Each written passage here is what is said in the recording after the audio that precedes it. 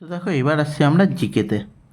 জিকের যে পোর্শনগুলো আমি প্রথম ভিডিওগুলোতে বলে দিয়েছিলাম যে প্রত্যেকটা সাবজেক্টের জন্য কি করে প্রিপারেশান আমি নিয়েছি বা তোমাদের কি করে নেওয়া উচিত, তো সেটা আমি আগেও বলেছি। তো দেখো এখন তোমাদের হাতে যে কয়েকটা দিন আছে সেই কয়েকটা দিনে কি করবা। সবচেয়ে প্রথম যে হিস্ট্রি, ধরো তুমি যা পড়েছো এতদিনে, যা পড়েছো সেটাতে আগে থেমে যাও। এখন করে নতুন কিচ্ছু পড়ার দরকার নেই। প্রত্যেকটা টপিকের জন্য আমি সেম কথা বলছি। এখন ধরো নিউ কোনো চ্যাপ্টার শুরু করলা, কোনো দরকার নেই এখন। এখন যা শুরু করবা সেটা তোমার আলটিমেট কোনো কাজও দেবে না। তো যা করেছো এতদিনে, যা পড়েছো সেটাকে খুব ভালো করে রিভিশন দিতে থাকো। একবার, দুবার, তিনবার, চারবার, যতবার পসিবল তোমার রিভিশন দাও।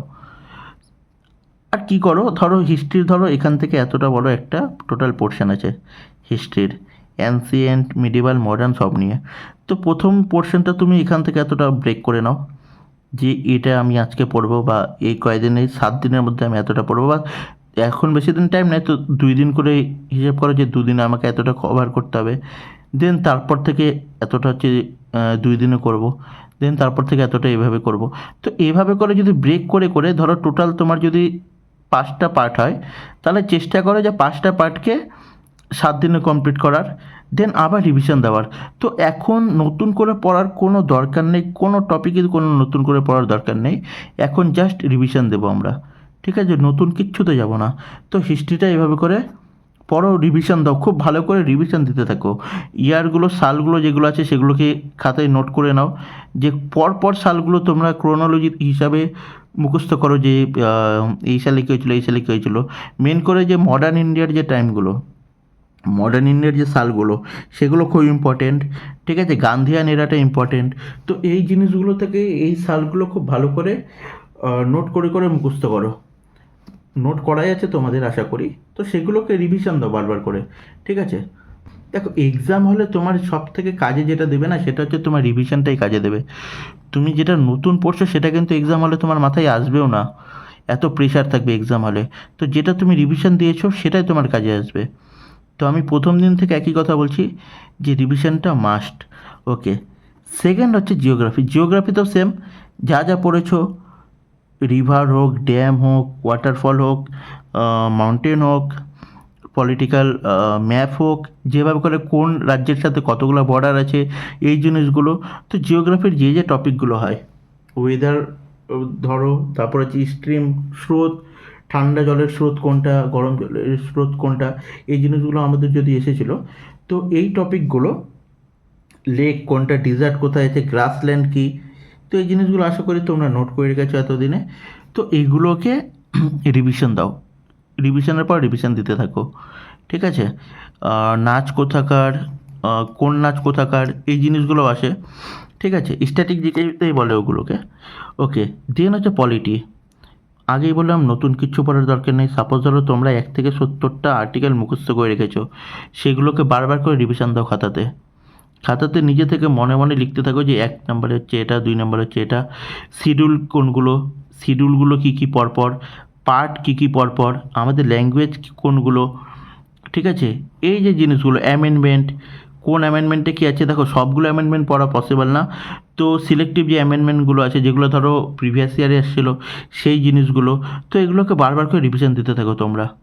ওকে। ইকোনমিক্সে কি 5 ইয়ার প্ল্যানটা, 5 ইয়ার প্ল্যানটা রিভিশন দাও ভালো করে। এগ্রিকালচারের কিছু পোর্শন আছে, জিডিপি, জিএনপি, এগুলোর ফুল ফর্ম, এই জিনিসগুলো রিভিশন দাও, ঠিক আছে? ওকে। দেন ফিজিক্স, কেমিস্ট্রি। ফিজিক্সে ধরে নাও তোমার হচ্ছে কিছু ফর্মুলা আছে, ফর্মুলাগুলো পড়ে নিলে। ধর নিউটনের লগুলো আছে, নিউটনের ল ধর দিয়ে দিল, এটা নিউটনের কোন ল ফলো করে, একটা কোনো এক্সাম্পল দিল কোন ল ফলো করে। তো এই টাইপের কোশ্চেনগুলো থাকে। ওকে। কেমিস্ট্রি যা পড়েছো, আমার কথার মানে হচ্ছে তুমি এতদিন যা পড়েছো সেগুলোকে রিভিশন দেবে এখন। কেমিস্ট্রিতে ধরো যেমন পিরিয়ডিক টেবিল মুখস্থ থাকা দরকার। কারো যদি পিরিয়ডিক টেবিল এখনও মুখস্থ না হয়ে থাকে, তাহলে তোমরা এক কাজ করো, ইউটিউবে দেখবা যে ইজি মেথডে পিরিয়ডিক টেবিল মুখস্থ করা শিখিয়েছে, ঠিক আছে?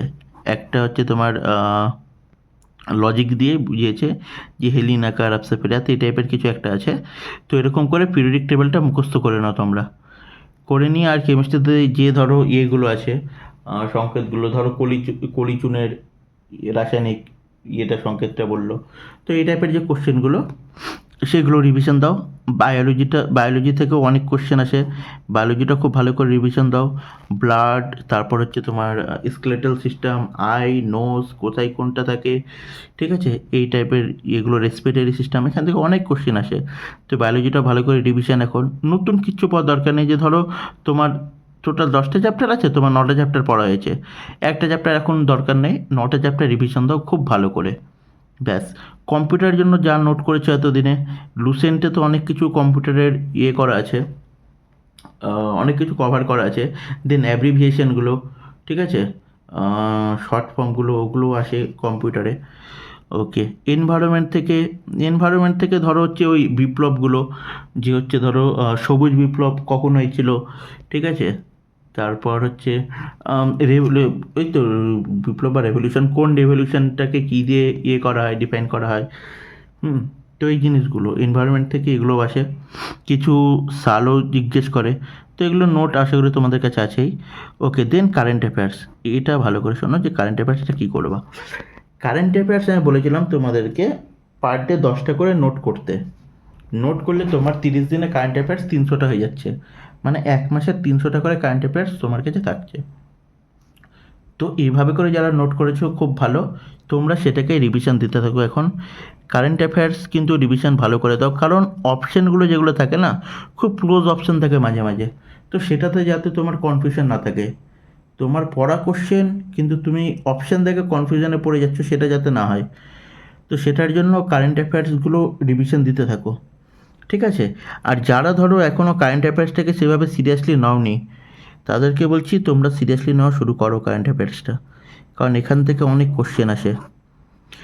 তো তোমরা এখন যারা কারেন্ট অ্যাফেয়ার্সটা সেভাবে পড়োনি, তাদেরকে বলবো লাস্ট 6 মান্থ, মানে 2025-এর জানুয়ারি থেকে, 2025 ধরলাম, 6 মান্থ যদি হচ্ছে না, 2025টা যাতে তোমাদের ফুল কভার থাকে, ঠিক আছে। ওই রকম আশা করে যেন যে কারেন্ট অ্যাফেয়ার যেটা আসবে আমি তো পারবো না, সেরকম না। 2025-এর যাতে ফুল কারেন্ট অ্যাফেয়ার্স তোমার মাথায় থাকে, সেটাকে এখন রিভিশন দিতে থাকো। অনেক সোর্স আছে কারেন্ট অ্যাফেয়ার্স পাওয়ার, ইউটিউবে হোক, টেলিগ্রামে হোক, অনেক সোর্স আছে। তো সেখান থেকে জোগাড় করে তোমরা কারেন্ট অ্যাফেয়ার্সগুলো রিভিশন দিতে থাকো।